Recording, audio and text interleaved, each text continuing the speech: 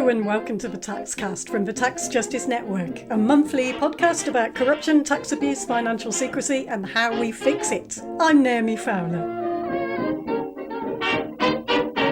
Coming up later, social reuse of assets recovered from crime.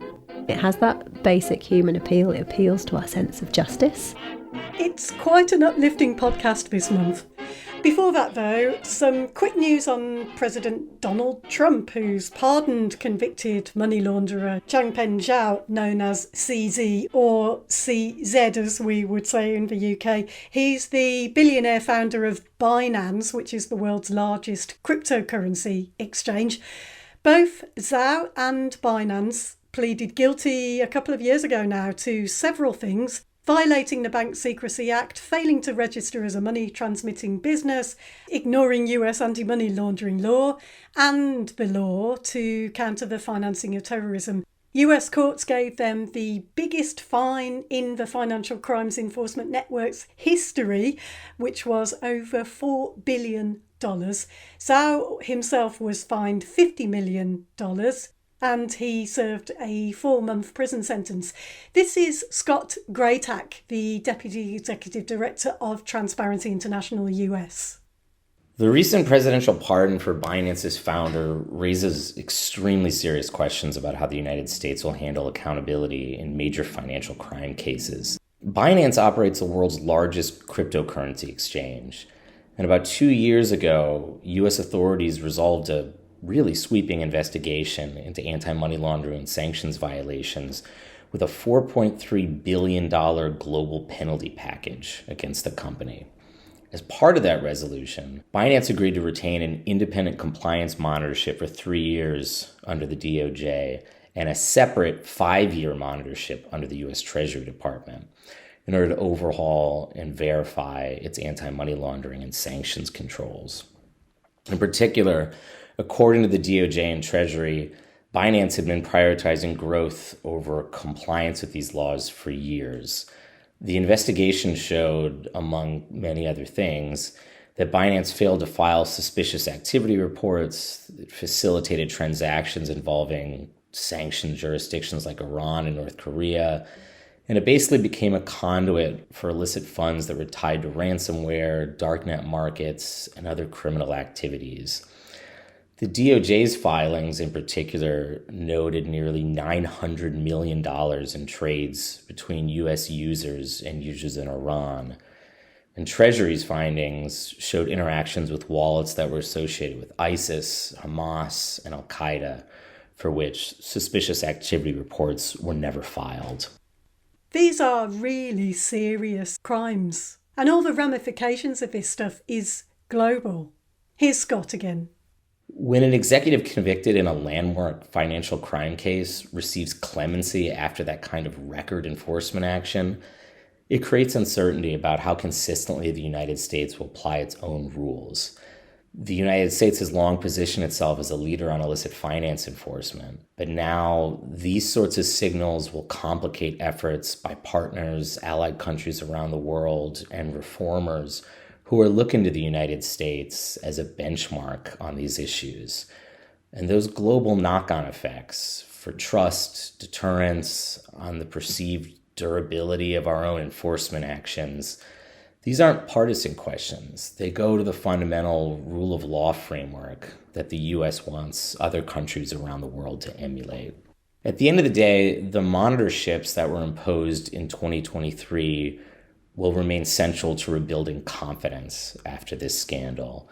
The DOJ's 3-year monitor and Treasury's 5-year monitor will give them access to Binance systems, audits of past activity, and required offboarding of U.S. users from Binance.com, and the regular reporting required to U.S. authorities for those monitorships.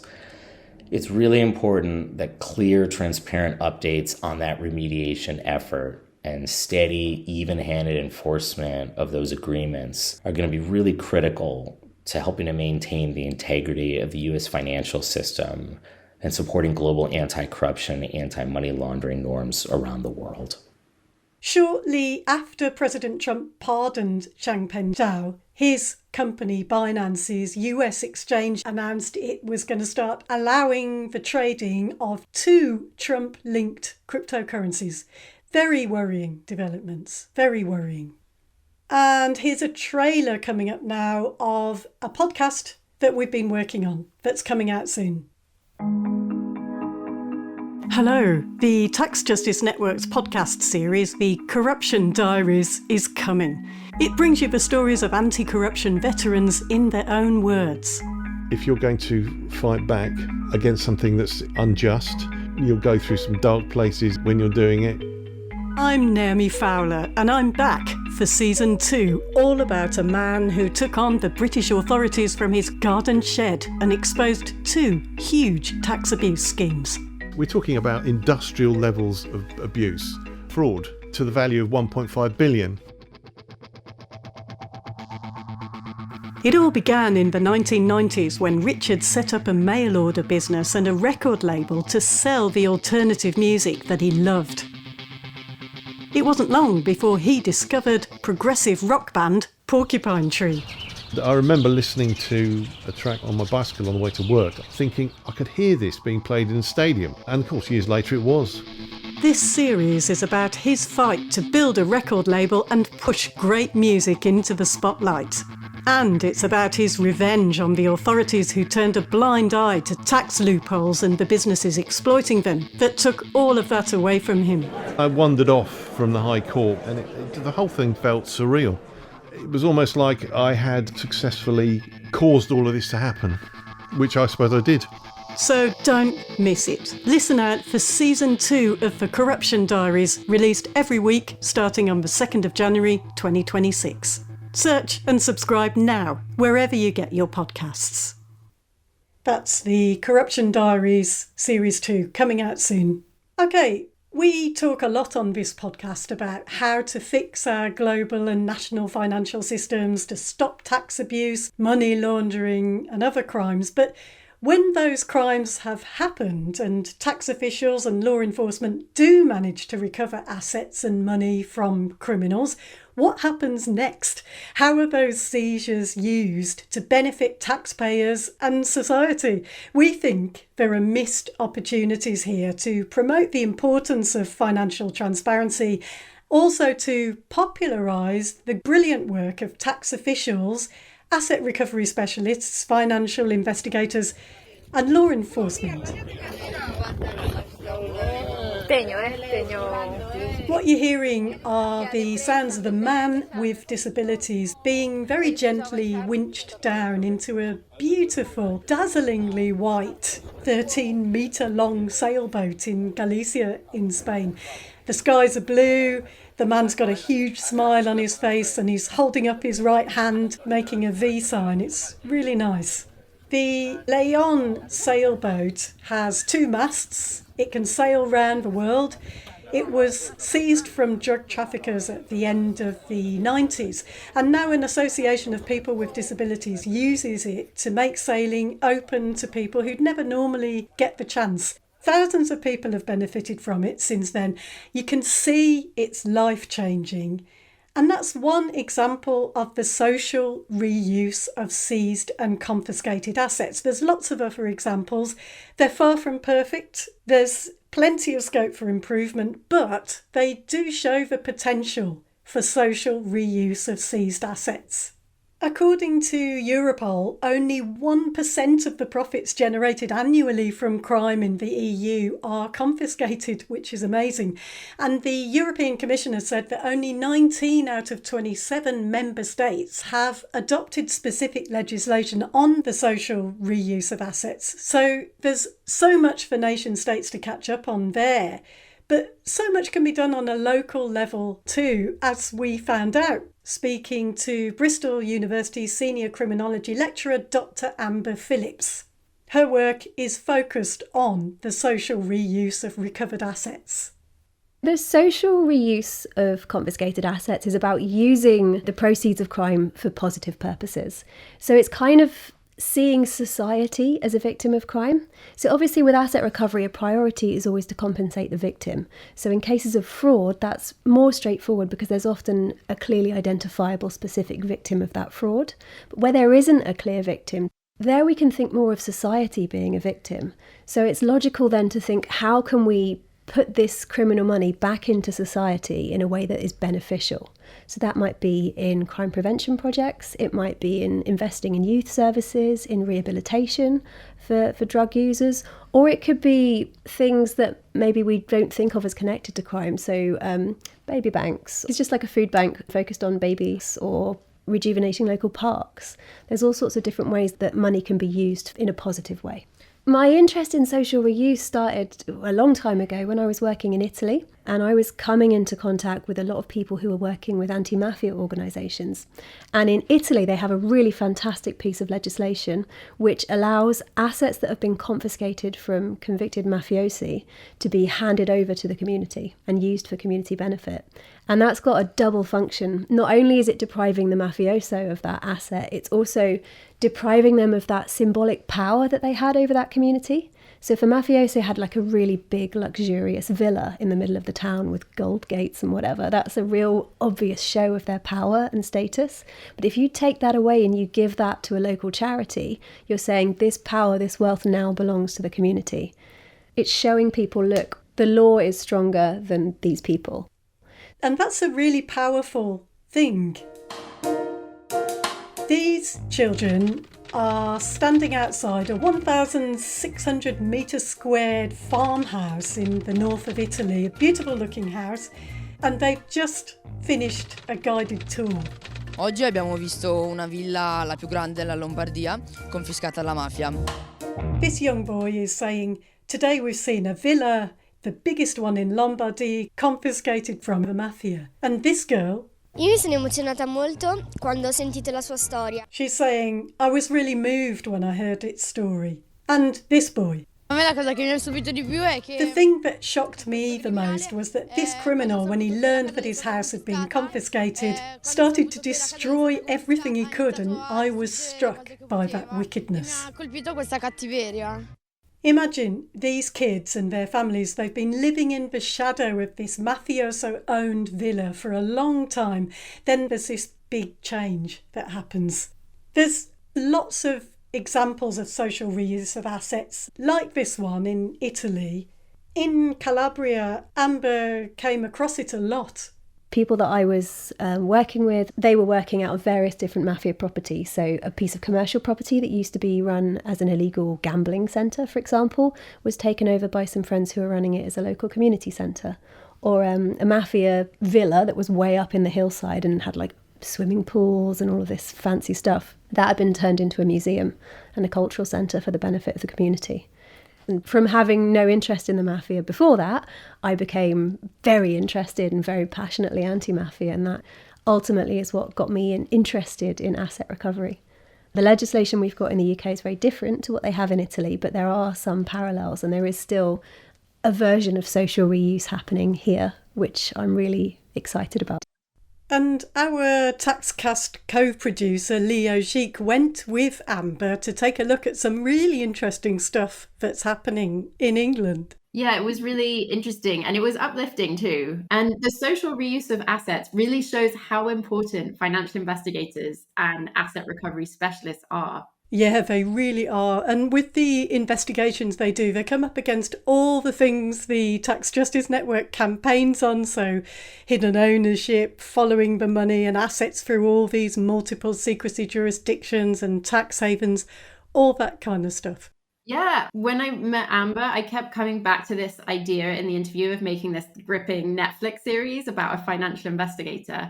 And I totally agree with her that talking about their work and that of asset recovery specialists is such a great way to explain why our financial and legal systems just aren't serving us as well as they could. And now I just really want to see this series happen. Oh, I'd watch that, definitely. And I think seeing as well all the brick walls that these investigators come up against really helps us all see how ending financial secrecy could make investigations so much easier. Here's Amber. They're kind of the unsung heroes of law enforcement, I think, because you never see a financial investigator in a TV police drama. You never really read about financial investigation or even asset recovery in news stories about crime busts. And it's a huge part of justice. I think when you explain to people what asset recovery is, which is recovering money from bad guys, that appeals to people's natural sense of justice. It sort of feels right. So it's doubly disappointing that a lot of the news reporting of crime just doesn't engage with asset recovery, really. I think there's a classic issue with anything to do with finance, that there's an assumption that people will switch off and not be interested. There's also the element that post-conviction confiscation happens after a case has been concluded. So the sentencing has already happened. And then a few months later, or even a couple of years later, you might get the final confiscation order through, by which time the case has moved on.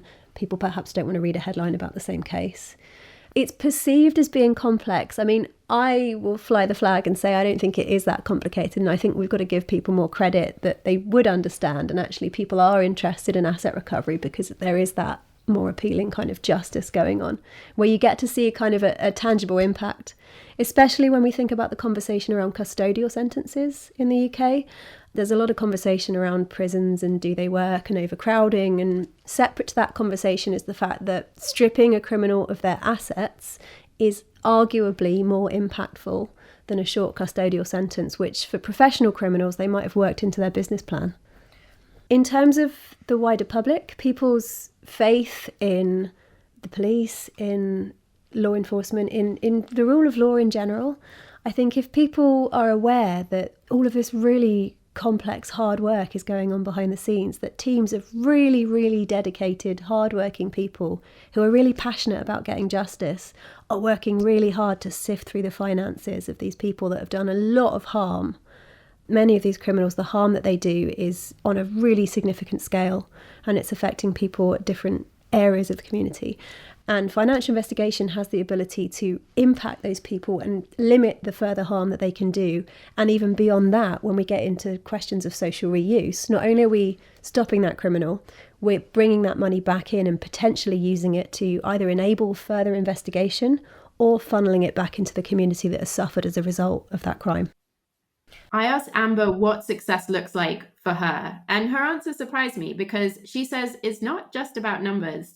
I'm just coming to the end of a research project about measuring success in asset recovery. The project is called Beyond the Figures, so moving beyond quantitative measures of success, because numbers are not a very good way of measuring impact in asset recovery, because there's a lot of different ways that we can achieve impact that don't involve getting a really big headline figure. And when I was talking to financial investigators about what success meant for them, they said all sorts of different things. But one of the things that came up a lot was turning bad money into good. And that was really important for them as a motivation. And as a result, it's become important to me. I think the most harm happens when people aren't told. That's very disheartening, where the funds that are being recovered are disappearing into a black hole. Certainly the financial investigators that I interviewed as part of my research expressed quite a lot of disenchantment when the money that they'd worked hard to recover was kind of just disappearing and they weren't aware where it was going. And that is a problem. That's a problem on all sorts of levels, but certainly in terms of morale and job retention, that's a problem. Like retaining these excellent people that are working so hard is going to be more difficult if you don't show them the fruits of what they're doing. And that wouldn't take much, and it's free, just saying, by the way, as a result of what you did, we were able to employ a few more people or fund this new training or pay for some software. Those are some examples of what recovered funds can do. All of them were instinctively keen on the idea of social reuse because I think, again, it has that basic human appeal. It appeals to our sense of justice. And she says the motivation behind doing social reuse of assets needs to be right too. Using social reuse as a photo opportunity won't cut it. Using social reuse for political ends is not appropriate and can happen sometimes, where projects are kind of earmarked by people that don't necessarily have an interest in supporting the community, but they want to make it look like they're doing something good. What came through when chatting with her is that there's just so much about social reuse of assets that we just don't know. Asset recovery is an understudied area. It's gaining traction in the research community. But social reuse, certainly, very few people are looking at social reuse. Certainly in England and Wales, as far as I know, I'm the only person looking at it. So we don't have that body of data to draw on. But there are some examples of really great practice that are happening in the UK. So, Leo, you went with Amber to see social reuse of asset recovery in action. Yeah, I went to Wakefield in West Yorkshire for the very first time. It's in the north of England. I joined Amber there for this kind of special awards ceremony event. And Amber told us about how West Yorkshire really stands out as a place where there's particularly good practice in this area. And she was very complimentary about it. This kind of social reuse, this level of community engagement is not the norm in the UK. There's a lot of places where this isn't happening, but it's fantastic that it's happening here. There are lots of police forces in this country, but there are very few, as far as I know, that are doing this. There are financial investigators in this country who don't know this is happening. This is a rare and fantastic example of social reuse in action, where the community is involved from the start, and it's really putting its money where its mouth is. So what exactly is happening in West Yorkshire then? What did you find? Well, I got off the train and we went to this well-attended event that was in a school. And when we got there was this lovely buffet outside a really big assembly hall. And about 70 people turned up, maybe more. And they were a mixture of financial investigators, police, and most of all, just lots of people from these organizations who do all kinds of great work in the community. They've all bid for funds from seized assets. And this was a ceremony where they award the proceeds of these funds to the groups. Here is the Mayor of West Yorkshire, Tracy Brabin, introducing the event. So good to see you. I just want to say thank you all so much for coming across West Yorkshire. I just love this evening because it means so much that we are able to divert proceeds of crime back to communities that are harmed by it. So thank you. So I'd like to welcome officially my Deputy Mayor for Policing and Crime, Alison Lowe. Let's hear it for Alison. Best part of my job, getting to meet all the fabulous organisations that I work with year in, year out. Alison Lowe works for the Mayor, Tracy. You can really see how much need there is for this money, just judging by the sheer volume of applications she received. And I think deciding who gets the money must have been really tough. We had 217 applications who requested just under £2 million, and we have just under £400,000. So you can see the disconnect. So you are the creme de la creme in this room tonight. You wrote the most brilliant bids.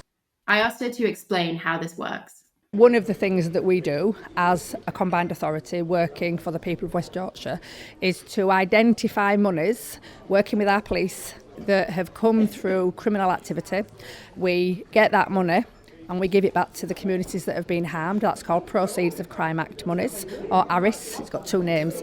And tonight is the culmination of all the hard work of West Yorkshire Police and their Economic Crime Unit, bringing that money into West Yorkshire, and then our ability to give it back to really brilliant grassroots organisations who are doing brilliant work across West Yorkshire. If you're working in your communities and you're doing great work and you really struggle with funding, we know that, you can deliver aspects of our police and crime plan on our behalf, and we will give you small sums of money to do that. So up to £10,000, sometimes it's up to 20, depending on how much money we get from proceeds of crime.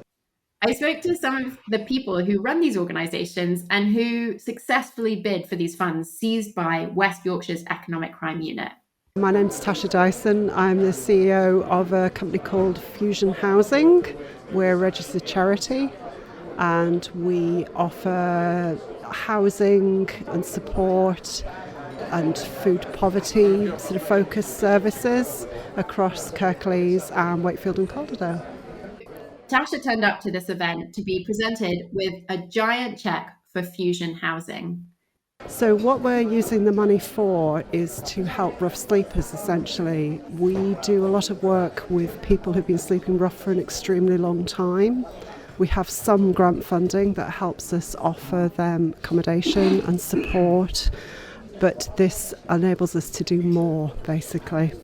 There was a huge spread of organisations there: art, community projects, self-defence, counselling and therapy, housing, probably missing some. My name's Derek Jones. I'm Chair of Trustees of All Saints Landmark Centre. Our charity helps to respond to the challenges associated with poverty in our area. I'm Tony Macaluso, and I'm with Chapel FM Arts Centre, which is a community radio station and a school for radio in Seacroft, East Leeds. Oh, well, as podcasters, we've got a special place in our hearts for them, obviously. And journalists. I felt an affinity with him. I asked the Deputy Mayor, what is so special about West Yorkshire and why is this happening here? It's happening here because the Mayor wants it to happen here and the police want it to happen here. The police are really committed to bringing this money in, knowing that it's going to go to the communities, the grassroots groups operating in West Yorkshire. They want the people of West Yorkshire to benefit from this money because they're the ones most harmed. There's various different iterations of the Proceeds of Crime Act's monies being spent up and down the country. And we've got a brilliant engagement team, and they came up with the idea actually. So our fabulous engagement team, they decided, because they engage with these community groups all the time, they listen to these the voices of all these organisations on a daily basis, and they identified that the difference that they were making needed to be acknowledged, but that money was the barrier. So it was their idea. Tracy loved that idea, and it's now happening. Wow, what an amazing event. It must have been fun to be there. It really was. It was really heartening to see this happen. And there were a lot of surprises that evening. So the first presentation was actually, and I think you're going to like this, from a financial investigator who spent over 15 minutes, I've checked in the recording, explaining his work to community organisations. And it's the kind of talk that you and I would expect to see at a conference. Good evening, everybody. I'm Nigel Crowley, Senior Financial Investigator with the police. We do proceeds of crime. It is a fabulous job, just taking money from the bad guys and giving it to the good guys. I feel like Robin Hood. Ah, yeah, nice. And who doesn't want to be Robin Hood? He obviously really loves his job, doesn't he? And after he'd finished his speech, you spoke to Nigel about his work as a financial investigator for West Yorkshire. I've heard about how challenging it is to retain these accredited financial investigators, partly because some of them just go off and work for the private sector and they make more money that way.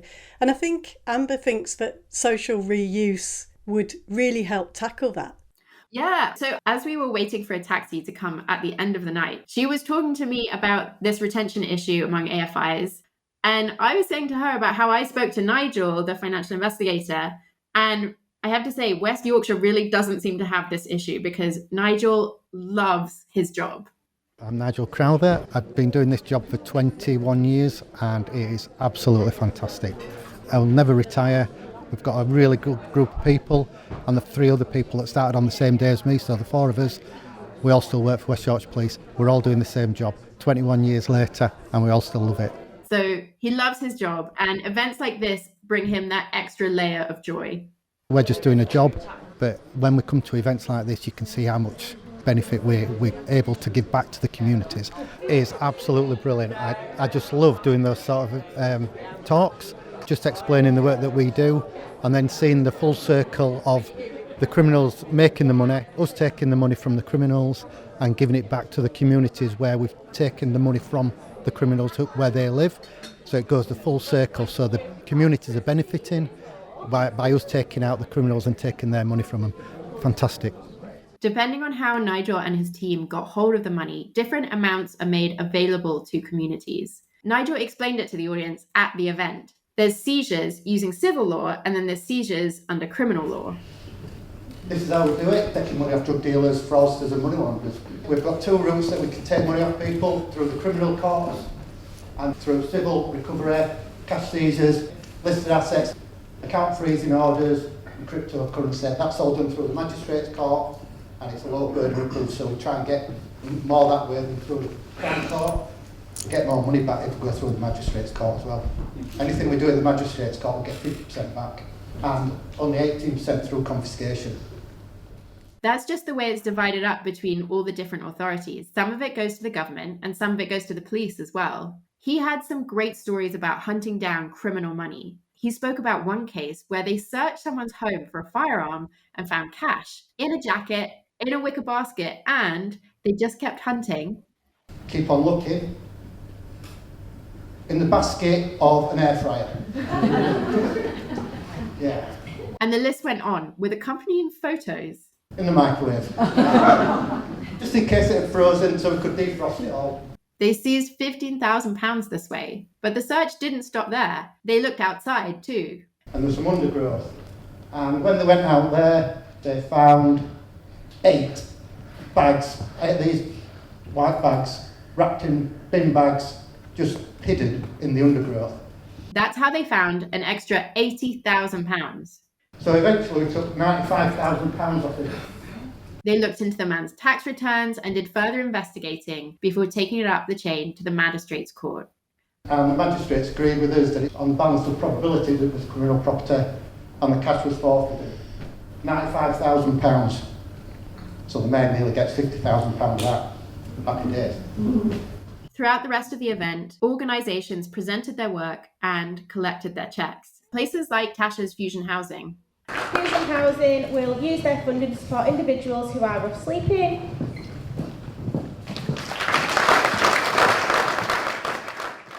Here's Tony of Chapel FM talking about his work to the other attendees. It's a beautiful art centre, a former chapel turned into a radio station art centre, and we are big believers in the power of community stories, people coming together to tell stories, especially using things like radio and podcasting along with theatre and writing. And in fact, we would love to help you tell some of the stories of the work that you're doing using those resources as well. Oh, that's brilliant. And I know how life-changing these places can be, and I feel like now I've got to give a shout out to where I first got started in radio production in Birmingham. They used to call it radio back then, obviously, but it's podcasting as well. The Afro-Caribbean Resource Centre, it was run on a shoestring, brilliant place, amazing people. And now, look, many years later, here we are on the Taxcast. Yeah, I actually have my own community radio origin story, which is Resonance FM in South London. So we can't thank them enough. Chapel FM Arts Centre produce a weekly radio podcast show featuring voices of asylum seekers and long-time residents in order to increase understanding and dispel false information, reducing tensions that otherwise might spark conflict and violence. This is Tony Macaluso again from Chapel FM Arts Centre. I mean, it's always nice to get money to support great projects, but the fact that it comes, directly from money that's been reclaimed from organized crime, from criminals, things that are causing harm and damage to the community, and then to have that money get turned around and put into reuse, it's just so nice. It's something we'll talk about with the young people at our radio station too over the next week or so when I come back and I can show them our big check. We have a lovely big check for £9,770, and it's going to help support really 3 main things, which is us running a regular training course for people that have never done any radio or podcasting before. We have a retired BBC journalist who's on our board who runs it along with a couple staff members.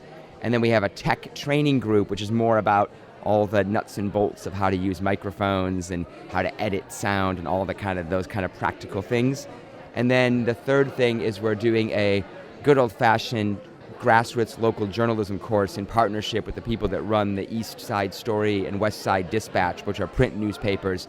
And they're teaching everything from, how to do an interview or the inverted pyramid of structuring a journalism story and all that stuff. It's really good basics. And that's getting us thinking about linking the radio and print journalism as well.